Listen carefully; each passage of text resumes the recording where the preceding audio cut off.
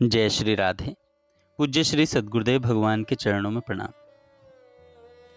साधक ने कहा, नाम जप में रुचि कैसे हो। संत भगवान कहते हैं, नाम जप में रुचि का मार्ग उन सहायक साधनाओं से होकर गुजरता है जो हमारे मन और हृदय को शुद्ध करती हैं, जिससे हम नाम के दिव्य स्वाद का अनुभव करने के लिए तैयार हो सकें। पहला, साधना का आधार है सत्संग। इसके अंदर आता है सत्संग क्यों आवश्यक है। सत्संग क्यों आवश्यक है। नाम जप के प्रति उत्साह बढ़ाने के लिए सबसे महत्वपूर्ण साधन है सत्संग। जैसे किसी अपरिचित मार्ग पर चलने के लिए हमें एक मार्गदर्शक की आवश्यकता होती है, वैसे ही आध्यात्मिक पथ पर सत्संग हमें आवश्यक मार्गदर्शन, ज्ञान और प्रोत्साहन प्रदान करता है। सत्संग के 3 प्राथमिक लाभ हैं। पहला, उत्साहवर्धन, दूसरा, ज्ञान प्राप्ति और तीसरा, महत्व बुद्धि। यह साधक की प्रेरणा को बढ़ाता है और उसे अभ्यास में लगे रहने की शक्ति देता है।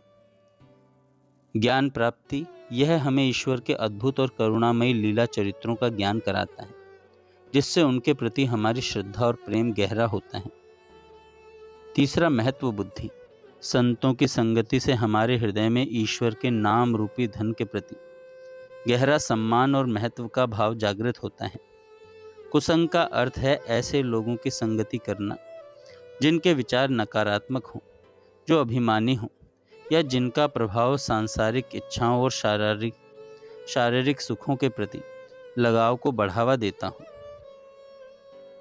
कुसंग से बचना अत्यंत महत्वपूर्ण है, क्योंकि हमारे मन में जन्म जन्मांतर के प्रबल नकारात्मक संस्कार पहले से ही भरे हुए हैं। कुसंग इन नकारात्मक प्रवृत्तियों को और भी मजबूत करता है, जिससे सत्संग और नाम जप के सकारात्मक प्रभाव को जड़ पकड़ना असंभव हो जाता है। जैसा कि चेतावनी दी गई है, यदि तुम दुष्ट स्वभाव वाले लोगों से मिलते रहो तो तुम्हारा दुष्ट स्वभाव पुष्ट हो जाएगा। दूसरा है साधना में आहार शुद्धि का प्रभाव। इसके अंदर आता है जैसा अन्न वैसा मन। दूसरी प्रमुख साधना भोजन की पवित्रता है। इसका मूल सिद्धांत एक सरल कहावत में समाहित है, जैसा खाओ अन्न वैसा बने मन, जैसा पियो पानी वैसी बने बानी। इसका अर्थ स्पष्ट है, शुद्ध भोजन से मन शुद्ध होता है, जो नाम जप में रुचि विकसित करने के लिए अनिवार्य है। शुद्ध आहार की पहचान। पहला, सात्विक और प्रभु को अर्पित करें। भोजन सात्विक होना चाहिए और उसे ग्रहण करने से पहले ईश्वर को अर्पित किया जाना चाहिए। दूसरा है ज्ञात स्रोत।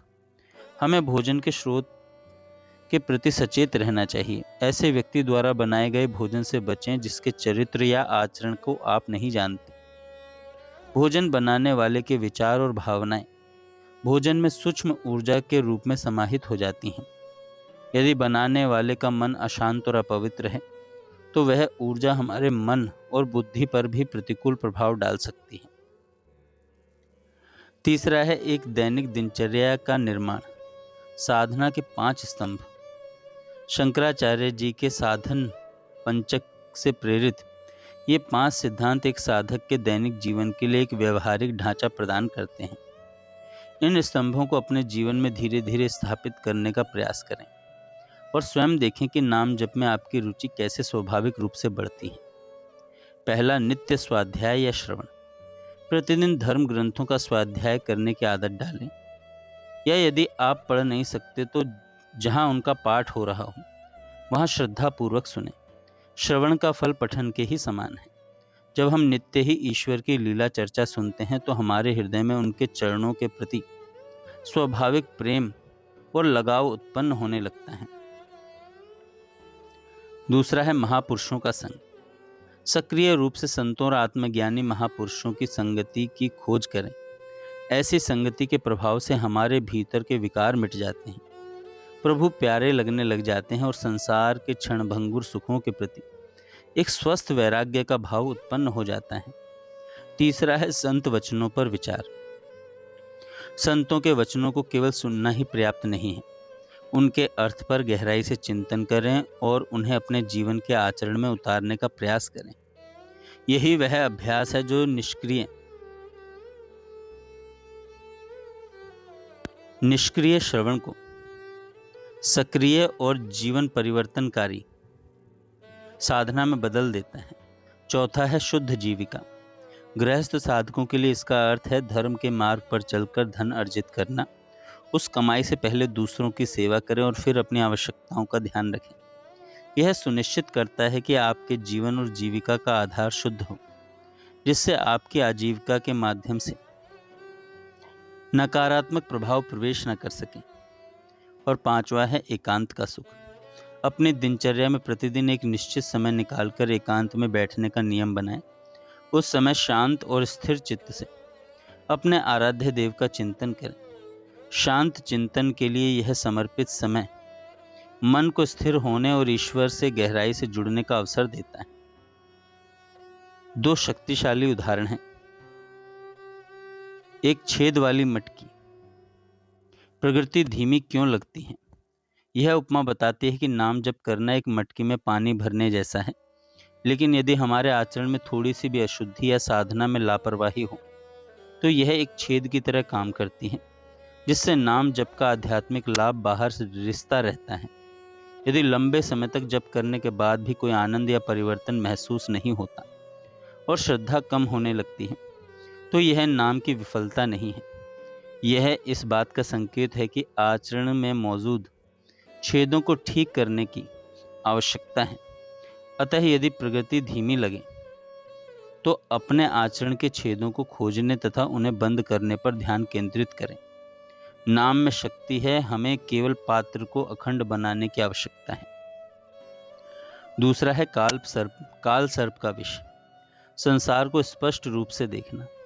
जब गांव में किसी को सांप काट लेता है तो यह जांचने के लिए एक जहर चढ़ा है या नहीं, उसे नीम की पत्ती खिलाई जाती है। यदि पत्ती उसे मीठी लगे तो निश्चित हो जाता है कि जहर चढ़ चुका है। नीम की पत्ती मीठी लगने का मतलब है संसार के दुखमय भोग सुखमय लग रहे हैं, और जहर चढ़ जाने का मतलब काल रूपी सर्प का विष चढ़ गया है। यदि सांसारिक सुख अभी भी आकर्षक लगते हैं तो इसका मतलब है कि माया का जहर अभी भी प्रबल है। इसका उपाय है नाम या मंत्र का जप करते रहना और सत्संग में बने रहना, जब तक कि जहर उतर ना जाए और नाम का सच्चा आनंदमय स्वाद प्रकट न हो जाए।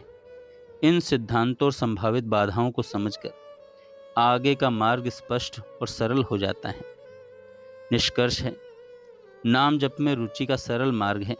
एक साधक के लिए जो नाम जप में रुचि विकसित करना चाहता है, संपूर्ण अभ्यास को दो मूल बातों पर केंद्रित करने के लिए संक्षेपित किया जा सकता है। पहला संग, दूसरा भोजन। सचेत रूप से अच्छी संगति चुनें और बुरी संगति का त्याग करें। दूसरा, अपने भोजन की शुद्धता के प्रति सतर्क रहें। यदि कोई साधक लगन से इन अभ्यासों का पालन करता है तो भगवान का नाम धीरे धीरे अपना वास्तविक रूप प्रकट करेगा। जय श्री राधे।